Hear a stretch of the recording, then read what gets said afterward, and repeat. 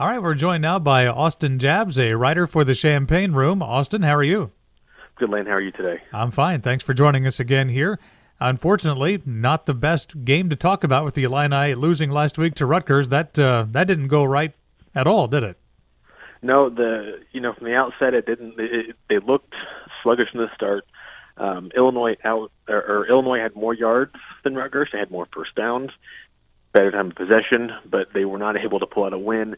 And really, it was their last chance for a Big Ten win this year. So this is going to leave us with some time for the younger guys to come and play, get some practice reps in, and do what they can to at least salvage maybe some practice time this year.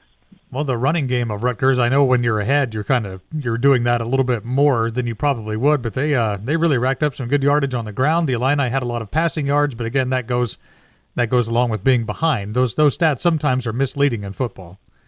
Yeah, but regardless of who you're playing, you don't want to see 200 plus rushing yards thrown up against the team. We held Rutgers under 100 yards passing, I believe.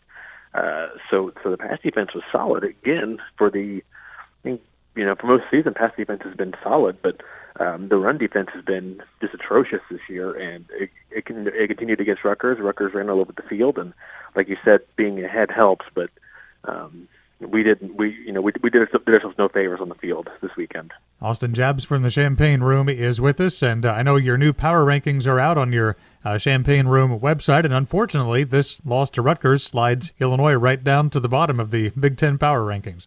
Yeah, dead last. Rutgers, by virtue of the win, supplanted us, and the top's there. What you expect? You've got Penn State up on top with Ohio State right behind them. So the top of the Big Ten is really good, but really, in my opinion, the middle of the Big Ten is just so muddled that you could really take anyone from 6 to 11 or 12 and put them in any order you want to, and it's going to be accurate. So when you go to the next week, you look at the game at Minnesota. You mentioned some younger guys might get a chance to just get in there and see what they can do.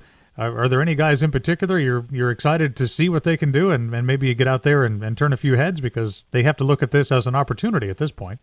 Yeah, I want to see Cam Thomas get out and play quarterback.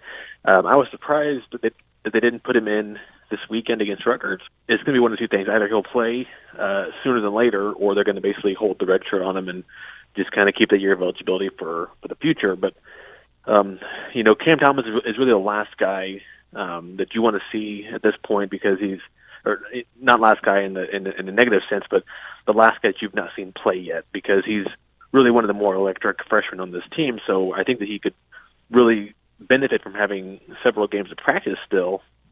But the question is are they going to put him out there, or will they keep the red shirt on him and hold him for next year? Well, I think the practice part of it is something a lot of fans don't really think about. They only see the games. They don't see what happens in practice. They don't see how guys can grow over the course of a year, and especially from one year to the next, just by being able to compete against higher-level athletes than maybe what they did when they were in high school. So that is a really important part of the development of this program, and you just have to give that a little bit of time. That's the only cure for any of this, isn't it? Right, exactly. And even to that point, getting practice reps is one thing, but these guys really need the in-game reps, because you're not going to go full bore in a practice like you would be in an actual game. You're playing a game. It's different scenarios, different environments, different defensive schemes you're going to be going up against. So to me, the quality place for these guys to be at this point in the season is on the field playing. The red shirt's not going to matter if we're losing in 2 or 3 years, if this trend continues. Yeah, you got to start somewhere, right? So you go to Minnesota this weekend. Of course, the way the season has gone for the Illini, you hope you play well and compete more solid manner than they did against Rutgers. But you go on the road now with a young team, and it's never an easy task, even with an experienced team in conference. So we'll see how this goes. But Minnesota is going to be a pretty tough opponent again, even though they've not been up to par really this year either.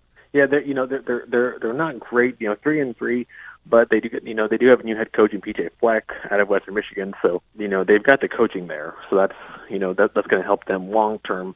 Minnesota's probably win pretty handily. They're a very, very solid team. Illinois right now just isn't, and any fan wondering why they're so bad, just look at what Beckman and Cuba left us. There was nothing for Levy to build with, so he's in year one of his rebuild, and it's going to take some time. Yep, from the ground up. So, all right, Austin, where can we find your info on the Champagne Room? You can find us at thechampagneroom.com and on Twitter at champagne_room. All right, thanks very much, Austin. We'll talk to you again next time. Thanks, Lane. Go Illini.